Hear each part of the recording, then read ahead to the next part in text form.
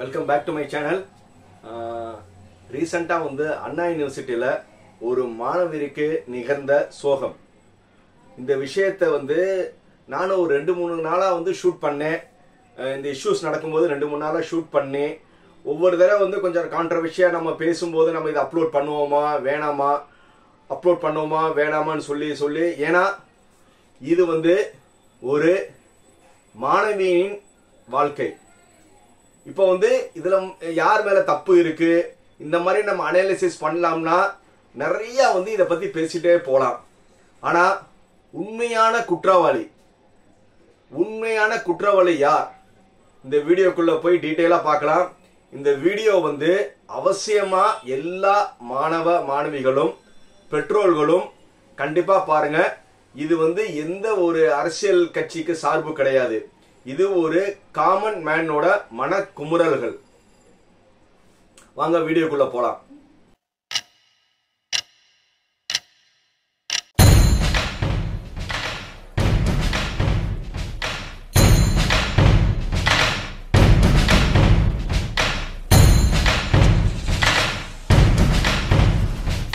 நம்ம வந்து carrier guidance channel ஆரம்பிச்சு நம்ம எல்லா ஸ்டூடெண்ட்ஸ்க்குமே வந்து எந்தெந்த காலேஜ் என்னென்ன கோர்ஸ் படிக்கணும்னு சொல்லி நம்ம ப்ரோக்ராம் பண்ணிட்டு இருக்கோம். உங்க எல்லாத்துக்குமே தெரியும்.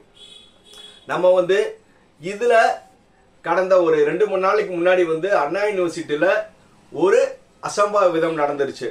இந்த அசம்பாவிதம் சொல்லும் போதே வந்து நம்ம எவ்வளவு கூட வந்து நம்ம டைரக்டா பேசவே கூடாது, இன்டைரக்டா பேசணும்னு நினைச்சிட்டு தான் வந்து என்ன செய்யறோம், ஒரு மாணவிக்கு அசம்பாவிதம் நடந்துருச்சுன்னு சொல்லி நம்ம இளம் வரை காயா பேசிட்டு இருக்கோம்.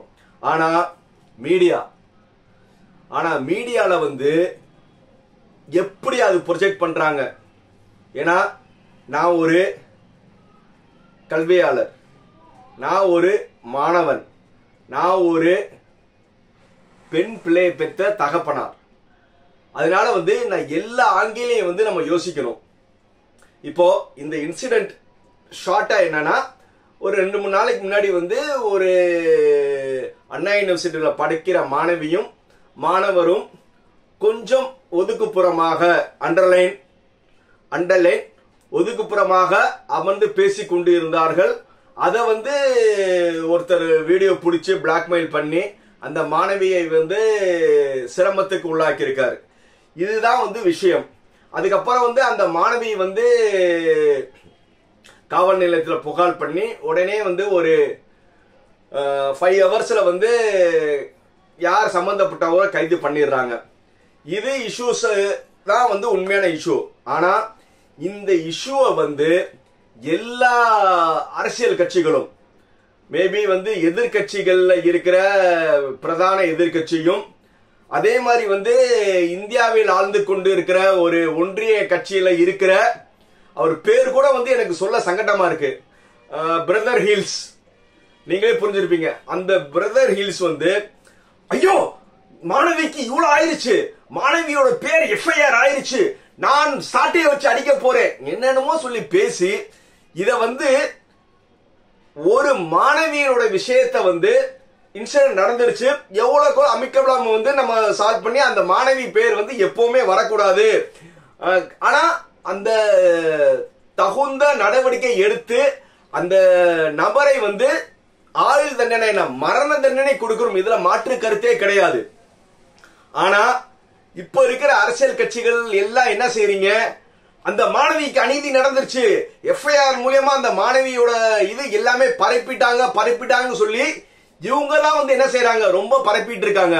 இதனால வந்து இத வந்து அவங்க என்ன நினைக்கிறீங்கன்னா, வரப்போற எலெக்ஷன்ஸ்க்கு இது ஒரு ட்ரெண்ட் அஜெண்டாவா எடுப்போம். அண்ணா யூனிவர்சிட்டியில நடந்த ஒரு மாணவிக்கு பாதுகாப்பு இல்லாத அரசுன்னு சொல்லி அவங்க என்ன செய்யறாங்க, ஒரு ப்ரொஜெக்ஷன்ஸ் கொண்டு போய், ஏன்னா அடுத்த எலெக்ஷன் வர வந்து இதுதான் டாபிக்.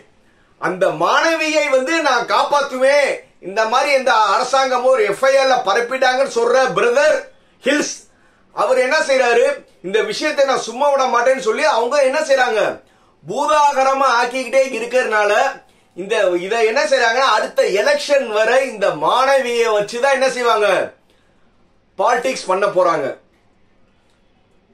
இத வந்து நான் ஒரு அப்பாவா பேசுறதா, ஒரு கல்வியாளரை பேசுறதா எனக்கே வந்து ரொம்ப இது இருக்கு. ஒரு அப்பாவா நான் பேசணும்னு நினைச்சேன்னா, ஒரு மாணவிக்கு வந்து ஒரு அசம்பாவிதம் நடந்துருச்சு, குமுறல் இருக்கும். அந்த குமுறல்ல வந்து எவ்வளவு வேதனையில ஒரு பெற்றோர் இருப்பாங்க. அதை வந்து என்ன செய்யறாங்க, ஒரு அரசியல் ஆக்குறக்க பூதாகரம் ஆக்குறாங்க. அதே வேளையில நான் ஒரு கல்வியாளரா வந்து இவங்க அரசியல் படுத்துறதுனால என்ன ஒரு பிரச்சனை இங்க வரும்னு நினைக்கிறேன்னா, சமீபமா ஒரு 4-5 வருடங்களாக தான் வந்து தென் தமிழகத்துக்கு அதிகமான மாணவிகள், குறிப்பாக மாணவிகளை வந்து அவங்களுடைய பெற்றோர்கள் வந்து சென்னைக்கோ கோயம்புத்தூருக்கோ வந்து மேல் படிப்புக்கு அனுப்புறதுக்கான இப்பதான் வந்து அதுக்கான முயற்சிகள் நிறைய நடந்துட்டு இருக்கு. ஆனா இவங்க என்ன செய்யறாங்கன்னா, அண்ணா யூனிவர்சிட்டியிலே பாதுகாப்பு இல்லைன்னா, ஆப்வியஸ்லி அண்ணா யூனிவர்சிட்டி கவர்மெண்ட்லயே பாதுகாப்பு இல்லைன்னா பிரைவேட் சென்னை காலேஜ்ல என்ன பாதுகாப்பு இருக்கும், டீம்டு யூனிவர்சிட்டியில என்ன இருக்கும்? அப்படிதான் என்னது ஒரு சாமானியான பெற்றோருக்கு மைண்ட் தரும். நம்ம பிள்ளைய வந்து சென்னைக்கு அனுப்பணும்னா நம்ம சென்னையில நம்ம பிள்ளை கெட்டு போயிடும், அதுக்காக உள்ளூர்லயே எந்த பிரான்ச் படிக்கணும் சொல்லிதான் வந்து அந்த மாணவிகளோட பெற்றோருக்கு இது தோணும். ஆனா இப்ப இருக்கிற வந்து அரசியல்வாதிகள் என்ன நினைக்கிறீங்க, இதை ஒரு அஜெண்டாவா எடுத்து அண்ணா யூனிவர்சிட்டியிலே பாதுகாப்பு இல்லைன்னா, நல்லா வந்து ஒரு காமன் மேன யோசிச்சு பார்த்தோம்னா, அண்ணா யூனிவர்சிட்டியில பாதுகாப்பு இல்லைன்னா டீம்டு யூனிவர்சிட்டி வந்து ஓபன் கல்ச்சர், அதுல எப்படி வந்து ஒரு பெண் பிள்ளையை வந்து அனுப்புவாங்க? இத வந்து ஒரு மாணவி விஷயத்தை வந்து நீங்க பூதாகரம் ஆக்குறதுனால சவுத்துல இருக்கிற மாணவிகள் வாழ்க்கையை தான் நீங்க எல்லாருமே கெடுக்கிறீங்க. ஏன்னா சவுத்துல வந்து இப்பதான் ஒரு 4-5 வருஷமா தான் வந்து கோயம்புத்தூருக்கோ சென்னைக்கோ வந்து எல்லா பெற்றோர்கள் வந்து விருப்பம் இருந்தோ விருப்பம் இல்லையோ எதிர்கால நலன் கருதி வந்து பெரிய நகரத்துக்கு அனுப்பிட்டு இருக்கும் போது இந்த விஷயத்தை வந்து பாதுகாப்பில்லை இல்லைன்னு சொன்னா பொதுவான இருக்கிற பெற்றோர்களோட மனநிலை என்ன ஆகும்? தன் பெண் பிள்ளைகள் வந்து படிப்புல நாட்டம் இருந்தாலும் இந்த விஷயம் வந்து ஒரு பெற்றோருக்கு வந்து பயம் இருக்காதானே செய்யும். இந்த பயத்தை வந்து போக்குறது வந்து அரசியல்வாதிகளோட கடமையா, இந்த பயத்தை வந்து மேல் அதிகப்படுத்துறது வந்து ஒருத்தவங்களோட கடமையா? இப்படி இருந்தா வந்து கல்வியாளரா இப்ப பேசுறேன், சவுத்துல இருந்து மேக்சிமம் வந்து சென்னை கோயம்புத்தூர் இந்த மாதிரி பெரிய பெரிய இன்ஸ்டிடியூஷன்ல எல்லாம் வந்து எந்த ஒரு பெற்றோர்களும் தன்னுடைய பெண் பிள்ளைகளை கண்டிப்பா அனுப்ப மாட்டாங்க. இதுக்கு வந்து எது இருந்தாலும் நம்மளுடைய சேஃப்டியான இது, பெண் பிள்ளைகளுக்கு தமிழகம் எப்போதுமே பாதுகாப்பு இருக்கும், நாங்கள் உறுதுணையாக இருப்போம், இப்படி வந்து கொண்டு போகாம எல்லாருமே அரசியல்ல வந்து 26 எலெக்ஷனை பேஸ் பண்ணி ஒரு அண்ணா யூனிவர்சிட்டியை டேமேஜ் பண்ணணும். அதே மாதிரி அண்ணா யூனிவர்சிட்டி டேமேஜ் ஏன் பண்ணணும்னா ஆளும் கட்சியை டேமேஜ் பண்ணணும் அப்படின்னு சொல்லி வந்து இது பண்றது வந்து மேபி வந்து அவங்களோட ஆப்போனன்ட் பாலிட்டிஷியன்ஸ்க்கு அரசியல் பண்ண இருக்கலாம். ஆனா பொதுவான பெற்றோர்களை வந்து நீங்க யாருமே யோசிக்கிறது இல்ல. ஏன்னா பொதுவான பெற்றோர்கள் வந்து இன்னும் வந்து கல்ச்சர்டு, நம்ம பிள்ளைகளுக்கு வந்து எந்த ஒரு களங்கம் வந்துடக்கூடாதுன்னு நினைக்கிற பெற்றோர்கள் தான் அதிகம். அப்படி இருக்கிற பெற்றோர்கள் எப்படி வந்து தைரியமா வந்து தன்னுடைய குழந்தைகளை வந்து பெருநகரத்துக்கு அனுப்புவாங்க? அதுவும் கிராமத்துல இருக்கிற பெற்றோர்கள் எப்படி அனுப்புவாங்க? இத வந்து யோசிக்காம என்ன செய்யறாங்க, ஒரு பெரிய வந்து ஒரு பூதாகரம் ஆக்குறாங்க. இந்த பூதாகரம் வந்து இன்னைக்கு நாளைக்கு மட்டும் கிடையாது, எலெக்ஷன் வர அந்த பெண்ணை வச்சுக்கிட்டு வந்து அவங்க பண்ண போறாங்க. ஆனா வந்து என்ன செஞ்சாங்க, நேத்து ஒரு எஃப்ஐஆர் வந்துருச்சு, அந்த பெண்ணோட இது ஆகி போச்சு, உலகத்துக்கு தெரிஞ்சிருச்சுன்னு சொல்லி அவங்கதான் வந்து அதிகமா தெரிய வைக்கிறாங்க, கியூரியாசிட்டியை கிரியேட் பண்றாங்க. நானும் 2 பெண் குழந்தைக்கு தகப்பனாலதான், அதனாலதான் இதை நான் பேசுறது வந்து ஒரு அப்பாவா பேசணுமா, நம்ம பிஹெச்டி பண்ணிட்டு இருக்கனால ஒரு அதுவும் அண்ணா யூனிவர்சிட்டியில பண்றதுனால நம்ம ஒரு மாணவரா பேசணுமா, இல்ல வந்து நம்ம கேரியர் கைடன்ஸ் மோட்டிவேஷன் எல்லாம் கொடுக்கறதுனால ஒரு கல்வியாளரை பேசணுமான்னு எனக்கு நிறைய கன்ஃபியூஷன்ஸ் இருந்தது. நானே வந்து 2 நாளா வந்து ஷூட் பண்ணி வேணாம் கேன்சல் பண்ணிட்டு பண்ண வேணாம் நினைச்சிட்டு இருந்தோம். ஆனா இப்படி இருந்துச்சுன்னா இந்த வீடியோ பார்த்துட்டு இருக்கிற பெற்றோர்கள் இந்த விஷயம் வந்து ஏதோ ஒரு மாணவிக்கு நடந்த அசம்பாவிதம் நினைச்சு உங்களுடைய குழந்தைகளை வந்து மேல் படிப்புக்கு சென்னைக்கு கோயம்புத்தூருக்கு அனுப்பாம இருக்காதீங்க. ஏன்னா இது வந்து ஒரு கல்வியாளரா என்னுடைய ஆதங்கம். ஏன்னா நீங்க ஹையர் ஸ்டடிஸ் வந்து ஒரு பெரிய இன்ஸ்டிடியூஷன் சொல்லி நீங்க அனுப்பணும்னா கண்டிப்பா அனுப்பணும். இந்த விஷயத்தை வந்து நீங்க என்ன செய்யக்கூடாது.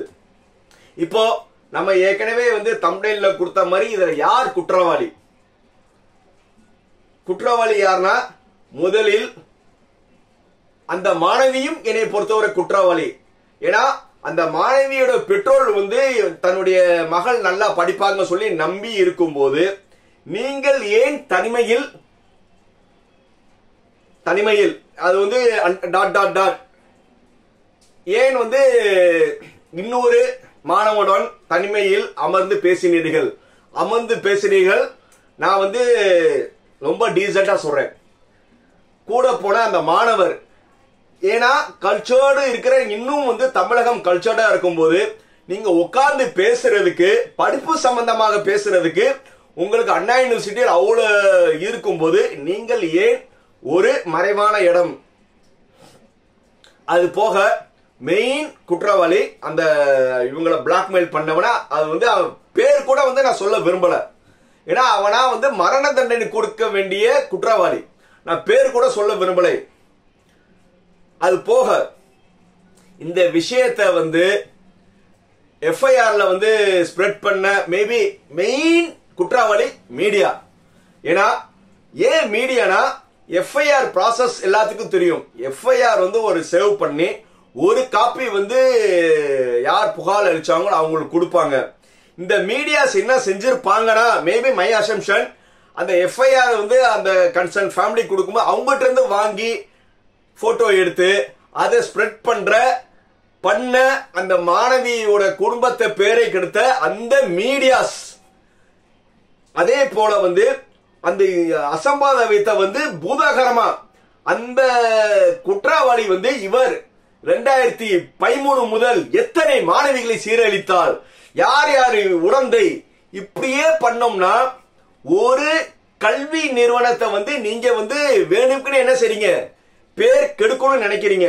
பேர் கெடுக்கிறது முக்கியம் கிடையாது. அந்த ஒரு பெரிய அண்ணா யூனிவர்சிட்டியை வந்து எப்படி நம்பி வந்து சாதாரண வந்து பெற்றோர்கள் வந்து அனுப்புவாங்க.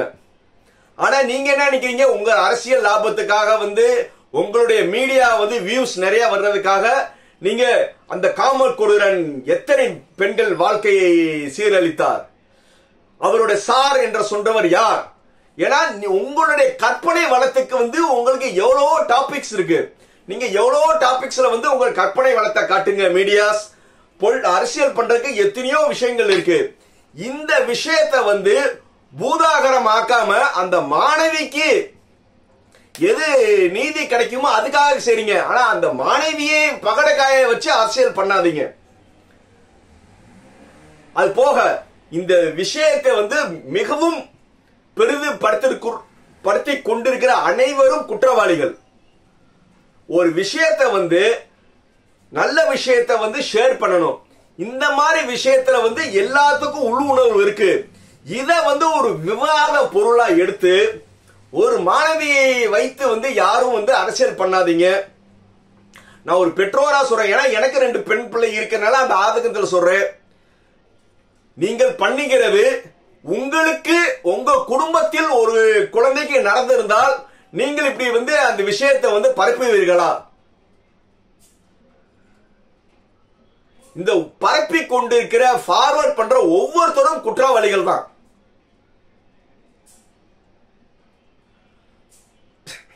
இதுவரை வந்து நான் எந்த ஒரு ஸ்பீச்லயும் வந்து எமோஷனல் ஆனதே கிடையாது. ஏன்னா ரொம்ப கூலா இருப்பேன்.